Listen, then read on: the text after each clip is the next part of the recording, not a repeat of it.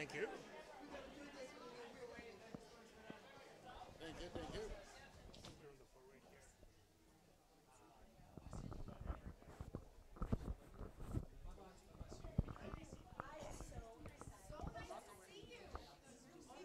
All right, this is Trump.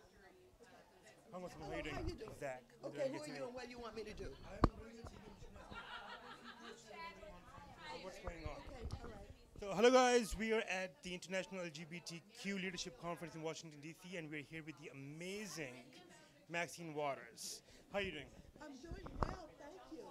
So, you were one of the first people who said that we need to impeach Trump. Yes. How close are we? Well, we still have a way to go. Impeachment is a big idea, and many elected officials are just not ready and don't even understand actually what it all means. I have a great sense of it. I went through the impeachment of Clinton. I served on the Judiciary Committee, and I know very well that the Congress of the United States can define what is impeachment and why they want to do it. It's not that there's any one criminal law or certain criminal laws that have to be in place in order to do impeachment. It's all defined. When the Congress of the United States feels that you've been dishonorable, that you have been harmful in some way, that you're not good for the country, they can impeach you. And so I believe that he is someone that needs to be impeached.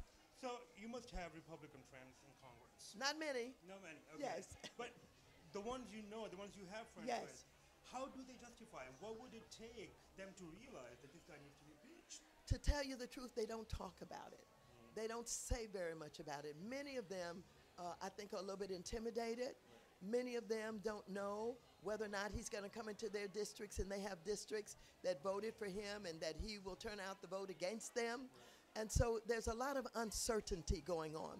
But what we need to do is keep up the discussion and the advocacy about these public policy issues, and we've got to also give support to Mueller, our special counsel, who's doing the investigations and who's doing a pretty good job right now, and get to the point where more people will feel comfortable that they can be involved in impeachment.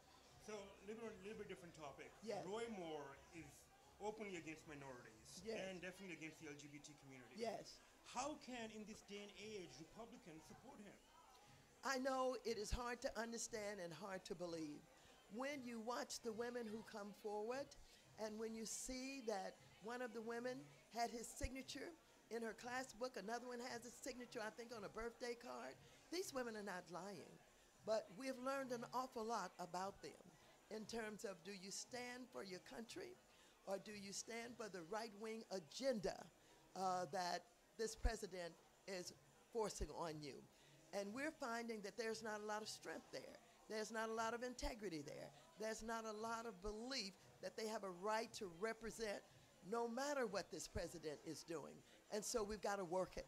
We've got to put pressure on, and we've got to keep the fire up under them because they have shown us that they are frail when it comes to standing up for what is right. And finally, there's a Trump protege who is challenging your seat next Yes, year. yes. Do you think the voters in your district will support Trump values? No, I have a district that is diverse, but a district who knows me very well, and a district that do not like the idea that my opponent brought Joe Arpaio into the district. That's divisive. And while there may be disagreements sometime on public policy, maybe more conservative than I am, they do not see themselves as racist. They do not see themselves as being divisive, and they don't want that kind of intrusion into the community. Thank you for your You're time, welcome. Congress. Thank you you. very much. You're And we're welcome. rooting for you.